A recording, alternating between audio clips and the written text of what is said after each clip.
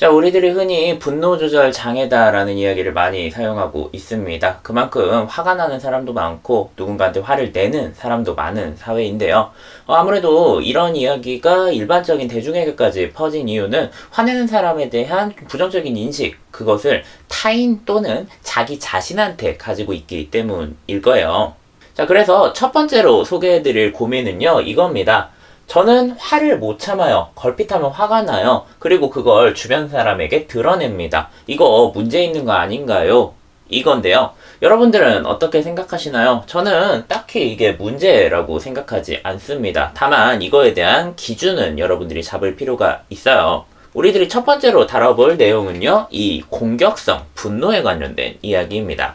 이걸 우리가 잘 알아가려면은요, 몇 가지 전제가 필요합니다. 첫 번째 전제는 사람은 관계적인 존재라는 거예요. 자, 인간 관계상에서 누구라도 누군가에게 포함되고 사랑받고 싶어 합니다.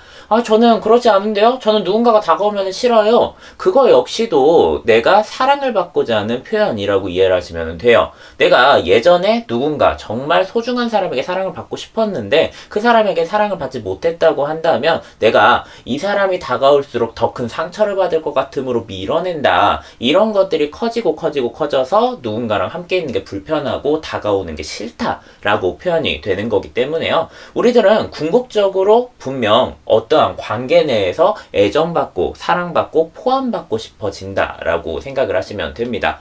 자, 사람은 관계적인 존재라고 한다면은요, 당연히 누군가와의 이런 대인관계 속에서 경험들을 많이 할 거예요. 사람들과 하면서 내가 했을 때 받아들여지는 행동, 감정, 생각 등이 있을 겁니다. 반면 그렇지 않은 것들도 있겠죠.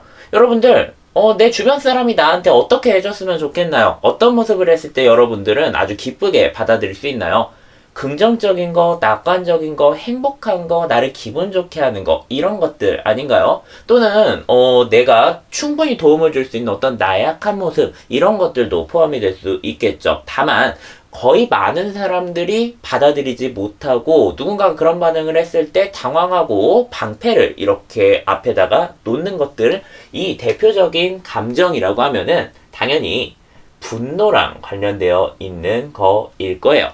자, 우리들은 분노를 받아들이지 못합니다. 그거는 우리들의 성장 과정 속에서도 분명 그랬을 겁니다. 내가 어떤 화를 내거나 분노에 치달리는 상황이 있을 때 그것을 잘 받아주는 사람도 있었겠지만, 그렇지 않고 너 거기에서 나한테 분노를 하고 있어? 너 지금 여기가 어디라고 화를 내? 화내는 거는 못된 거야, 나쁜 거야, 당장 그만둬 하는 식으로 이것들이 나쁜 행동으로, 받아들여지지 않는 행동으로 겪게 되는 그런 기억들이 여러분들에게 있을 거라는 이야기죠. 자, 그러면 이 받아지지 않은 분노는 어떻게 될까요? 시간 조금 지나고 나면은 조금씩 말라가지고 사라져 버릴까요? 사람들의 마음, 인간의 감정이라는 건 절대 그렇지 않아요. 내가 당장에 느껴진 내 마음속에 떠오른 마음들은요, 절대로 어디로 가지 않습니다. 그냥 내 마음 깊은 곳에 층층이 켜켜이 쌓일 뿐이에요. 자, 이렇게 쌓인 감정들은 나중에 비슷한 일이 왔을 때 예전에 왔었던 것까지 1+1이 되어가지고 팡 하고 터지게 되는 경우들도 많아요. 여러분, 진짜 평소에 화 안 내는 사람이 화냈을 때 정말 무섭잖아요. 그런 경험들 해보신 분들이 있을 텐데요. 그 역시 마찬가지입니다. 이 사람이 정말 화가 없었을까요? 그게 아니라는 거예요. 화를 하나씩 쌓아놨다가 그 마지막 한 번 딱 건드린 사람에게 이때까지 쌓아놨었던 그 모든 게 다 터져버리기 때문에 그 사람이 오히려 더 무서워 보이는 거죠. 하지만 우리는 관계적인 존재입니다. 그래서 받아들여지지 않는 감정을 쉽게 내비치지는 못해요. 그러면 우리는 어떻게 할까요? 그거를 참게 되겠죠. 자, 참으면 그건 쌓이다가 어떻게든 그 사이를 비집고 나가가지고 좀 음습하게 모습을 만들기 마련인데요. 자, 받아들여지지 않는 분노는 흔히 이러한 세 가지의 모습으로 나타나게 됩니다. 내 마음을 나보다 강한 이 강자에게는 풀지 못했잖아요. 그러면은 이 강자에게 풀지 못한 마음이 어떻게 돼요? 나보다 더 약한 것 같은 이 약자에게 향하는 경우들이 있는 거죠. 내가 아빠한테 혼났어요. 아빠한테는 차마 대들지 못했습니다. 그런데 우리 집에 있는 자그맣고 약한 강아지, 이 강아지를 괜히 이렇게 쏘아보다가 한번 발길질을 날리는 그런 아이들 있죠. 또는 대놓고 나의 분노를 드러낼 수는 없지만 은연중에 이 사람을 기분 나쁘게 하기 위한 흔히 말하는 수동 공격을 하는 경우들이 있습니다. 은근하고 미묘하게 비꼬는 모습으로 나는 이 사람한테 욕을 했다? 근데 상대방은 지금 여기에 내가 지금 화를 내야 되는 상황인가 뭔가 아리까리하게 만들어버리는 거죠. 그러면 이것마저도 못하는 사람들은 어떻게 할까요? 분명 누군가를 공격하긴 합니다. 근데 그 누군가가 다른 사람, 바깥에 있는 사람이라면은 나는 차마 그걸 하지 못하게 되겠죠? 그러면은 맨 마지막 남은 가장 만만한 사람이 누구예요? 자기 자신이겠죠. 자, 자기 자신을 미워하고, 자기 자신을 분노하고, 심지어 자기 자신을 해치는 이런 모습까지도 결국엔 분노 행동이 받아지지 않아서 쌓이고 쌓여서 만들어진 모습이라고 이해하시면 좋겠네요. 자, 여기에서 질문을 다시 한번 보죠. 화를 못 참습니다. 왜 화를 못 참는 거예요? 이제 우리는 알 수 있어요. 이 화가 지금 생긴 거냐? 아니다. 예전부터 참아왔던 것들이 계속 켜켜이 쌓여가지고 이제는 가득 찬 상태에서 물 한 방울만 들어가도 넘치게 된다. 그래서 내가 걸핏하면 화를 참지 못하고 화가 난다라고 이해를 할 수 있겠네요. 그리고 그걸 주변 사람들한테 드러냅니다. 당연하죠. 이제 넘치게 되었으니까요. 그러면 이게 문제 있는 거 아니냐는 질문에 여러분은 뭐라고 얘기할 수 있을까요? 저는 이렇게 얘기할게요. 문제 없습니다. 라고요. 해결 방법은 간단합니다. 받아들여지는 행동이 아니라 받아들여지지 않는 행동이기 때문에 내가 참았다고 한다면은요, 이제 그것을 받아들이면, 인정하면 되는 문제라는 거예요.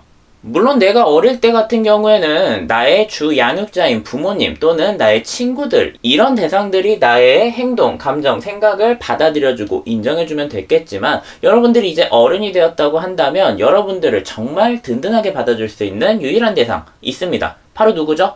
나인 거예요. 아, 내가 지금 화가 났구나. 지금 나에게 이건 굉장히 불쾌한 일이구나를 여러분 스스로가 자각하고 그래, 나 지금 화난 상태야 라고 인정할 수 있다면, 받아들일 수 있다면 여러분들도 점점 여러분들 마음속에 있는 이 분노와 친해질 수 있다는 거죠. 사실 예전에 비해서 이 분노 관련되어 있는 이야기들이 많이 다뤄지면서 많은 분들이 이런 식으로 착각을 하는 경우도 있습니다. 아, 그래, 지금 이것도 내 마음이야. 난 이 마음을 받아들일래. 나는 내 기분대로 살아갈래.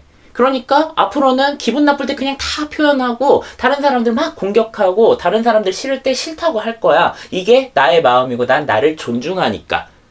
자, 근데 이거는 사실 말이 안 되는 얘기예요. 왜냐? 첫 번째 전제랑 다르잖아요. 사람은 관계적인 존재라고요. 뭐 그렇게 내가 하고 싶은 대로 막 하는 사람이 과연 관계적인 존재로서 거듭날 수 있을까요?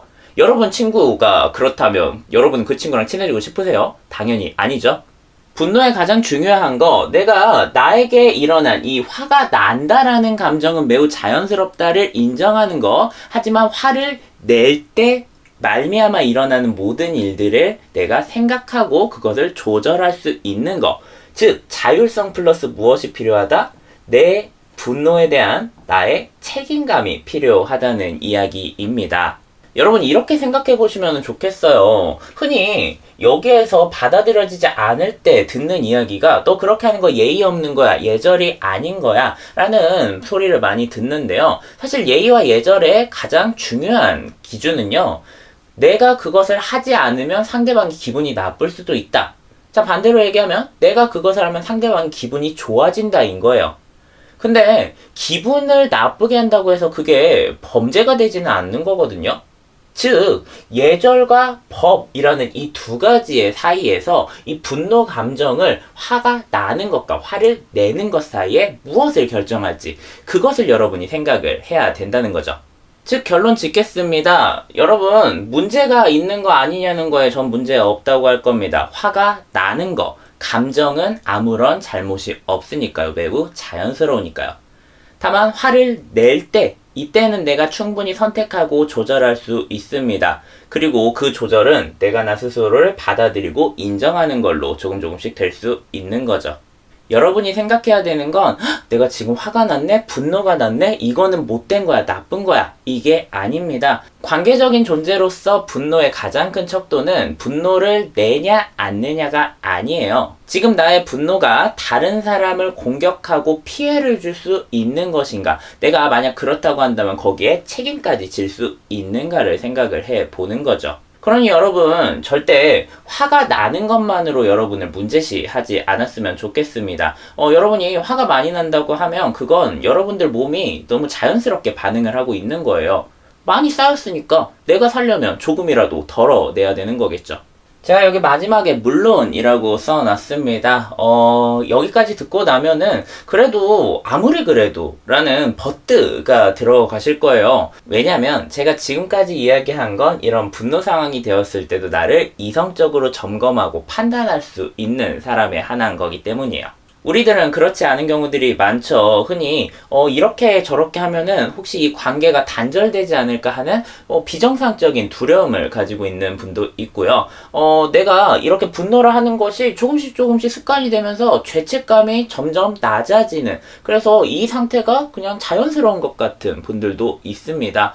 또는 이런 것들을 살아가면서 계속해서 학습한 분들도 있을 거예요. 이렇다고 한다면 내가 이성적인 판단, 자체적인 판단이 다른 사람들에게는 피해가 되는데 나는 피해가 되지 않는다라고 생각을 할 수도 있으니까요. 자, 그래서 앞으로의 강의에서는 이것들을 어떻게 하면 세부 조정하고 미세 조절할 수 있는지에 대한 이야기까지 함께 넣어보도록 할 겁니다. 자, 첫 번째 강의에 가장 핵심적인 한 문장을 여러분에게 소개를 드리도록 하죠. 감정은 죄가 없다.